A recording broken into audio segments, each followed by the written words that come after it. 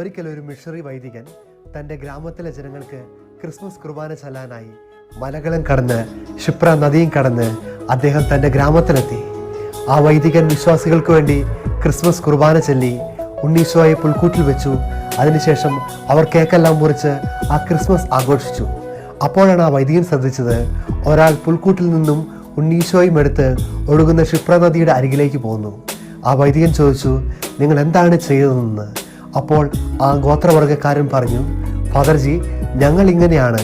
ഞങ്ങളുടെ ഗോത്രത്തിൽ ഞങ്ങളുടെ ആഘോഷങ്ങൾ കഴിയുമ്പോൾ ഞങ്ങളുടെ ദൈവത്തെ പുഴയിൽ ഒഴുക്കിക്കളയുമെന്ന്. ഈശോയിൽ പ്രിയമുള്ളവരെ, ഈ ഡിസംബർ മാസം 25 ദിവസം കുർബാനയ്ക്ക് പോയി ജപമാല ചൊല്ലി വചനം വായിച്ച് കുമ്പസാരിച്ച് നമ്മളും ക്രിസ്മസിന് വേണ്ടി ഒരുങ്ങി. ഈ ഒരുക്കങ്ങളെല്ലാം നമ്മൾ ക്രിസ്മസ് ആഘോഷം കഴിയുമ്പോൾ ഒഴുക്കിക്കളയാനുള്ളതല്ല, ഒന്നാകുവാനുള്ളതാണ്. കൂരിരുട്ടിൻ്റെ ദേശത്ത് പ്രകാശമായി വന്ന വചനമായ ഈശോയുടെ വചനത്തോട് നമ്മൾ ഒന്നാകുമ്പോൾ ആ വചനമായ ഈശോ നമ്മുടെ അന്ധകാരം മാറ്റി നമ്മളെയും പ്രകാശമാക്കും. നമ്മളും മറ്റുള്ളവർക്ക് ഒരു പ്രകാശമായി മാറും. കാലിത്തൊഴുത്തിൽ പിറന്ന സ്നേഹമായ ഈശോ കാൽവരി കുരിശിൽ അവസാനിക്കുന്നില്ല. അവിടുന്ന് കുർബാനയായി സ്നേഹമായി നമ്മുടെ അരികിലേക്ക് വരുന്നുണ്ട്. നമുക്കും അവിടുത്തോട് ചേർന്ന് നിൽക്കാം. അവിടുന്ന് നമ്മളോട് ചേർന്ന് നിൽക്കും.